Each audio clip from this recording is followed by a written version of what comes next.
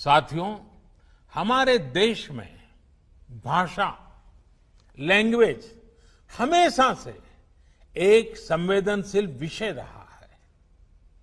इसी एक बड़ी वजह है कि हमारे यहां स्थानीय भाषाओं को अपने हाल पर ही छोड़ दिया गया।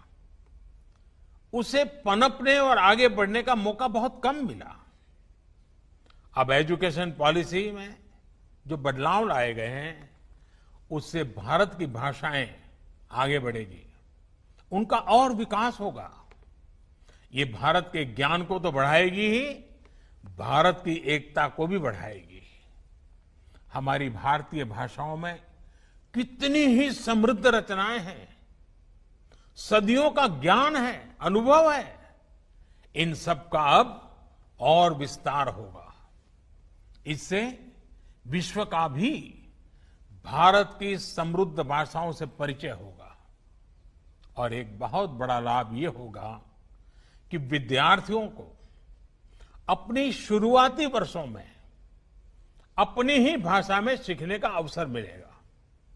इससे उनका टैलेंट और पुष्पवित पल्लवित होने के लिए मैं समझता हूं बहुत अवसर होगा। वो सहज होकर बिना दबाव के नई नई चीजें सीखने के लिए प्रेरित होगा। वो शिक्षा से जुड़ पाएगा। वैसे भी आज जीडीपी के आधार पर विश्व के टॉप 20 देशों की लिस्ट देखें तो ज्यादातर देश अपनी गृह भाषा, मातृभाषा में ही शिक्षा देते हैं। ये देश अपने देश में युवाओं की सोच और समझ को अपनी भाषा में विकसित करते हैं और दुनिया के साथ संवाद के लिए दूसरी भाषाओं पर भी उतना ही बल देते हैं। यही नीति और रणनीति 21वीं सदी के भारत के लिए भी बहुत उपयोगी होने वाली है। भारत के पास तो भाषाओं का अद्भुत खजाना है, जिनको सीखने के लिए एक जीवन भी कम पड़ जाता है और आज दुनिया भी उसके लिए लालायित है।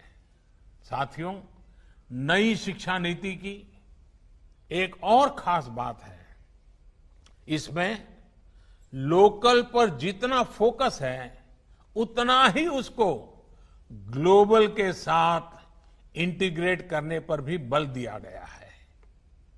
एक और, जहां स्थानीय लोक कलाओं और विद्याओं, शास्त्रीय कला और ज्ञान को स्वाभाविक स्थान देने की बात है, तो वहीं टॉप ग्लोबल इंस्टीट्यूशंस को भारत में कैंपस खोलने का भी आमंत्रण है।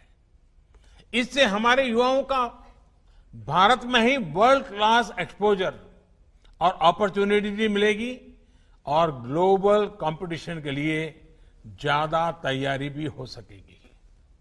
इससे भारत में विश्व स्तरीय संस्थान के निर्माण में, भारत को ग्लोबल एजुकेशन का हब बनाने में भी बहुत सहायता मिलेगी।